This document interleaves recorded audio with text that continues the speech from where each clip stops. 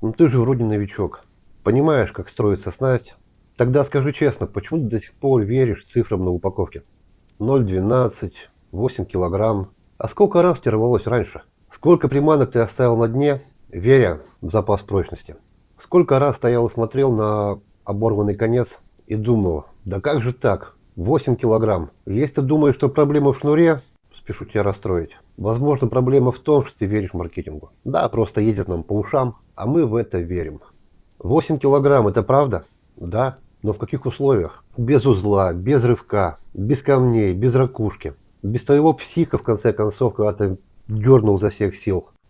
В лаборатории медленно, плавно. А рыбалка это всегда твои условия. Удары, рывки. Рыбалка это удар, подсечка это удар. Рыба это рывок. Зацеп потяжка, где мы и обрываемся.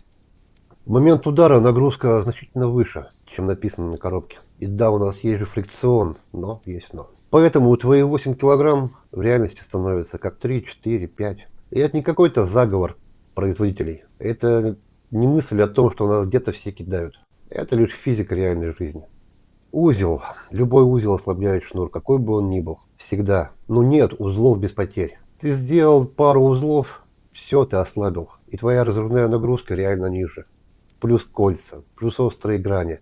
Мы часто сами себя наказываем на таких мелочах. И когда рвется, чаще это происходит по узлу. Но об этом не пишут на коробках, а пишут лишь красивую цифру, чтобы продать. Диаметр, толщина 0,12. Ты думаешь, это точность? Да нет, конечно, это ж не проволока, она не имеет четкого диаметра. Это не идеальный круг. Она сплющивается, она трется, распушается. Да она в конце концов разная у разных брендов. Два шнура с одинаковой циферкой могут вести себя абсолютно по-разному. Один летит хорошо, другой шумит. Один держит абразив, другой умирает за одну-две рыбалки. Это реальность. Ты клюешь на надпись, на этикетку, а ловишь уже самим материалом. Что происходит после пары рыбалок? Мы теряем прочность. На камнях, на ракушке, на песке, те же коряги. Ролик лесоукладывателя в конце концов. Ты этого не видишь, либо можешь не хочешь замечать.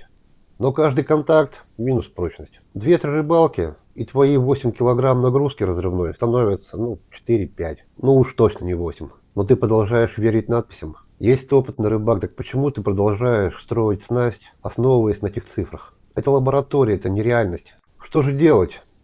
Просто тупо не гнаться за ультратонкими шнурами. Брать с запасом, камни, абразив, диаметр больше. Постоянные проверки шнура 2-3 метра. Узел перевязывай чаще. Если у тебя 150 метров на шпуле, то 2-3 метра за одну рыбалку погода не сделают.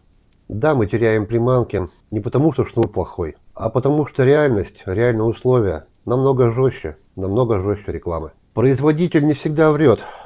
Вернее, врет, но не всегда. Он пишет лабораторные данные. Часто выдает желаемое за действительное. Вместо 0,12 напишет 0,1, вместо 5 килограмм напишет 8. А потом люди теряют к ним доверие, а те удивляются. Как так? Если ты продолжаешь верить цифрам и не подстраиваться под свои условия, ты будешь продолжать терять рыбу, терять приманки, получать обрывы, обидные обрывы. Но если начнешь анализировать, включать голову, потерь станет меньше.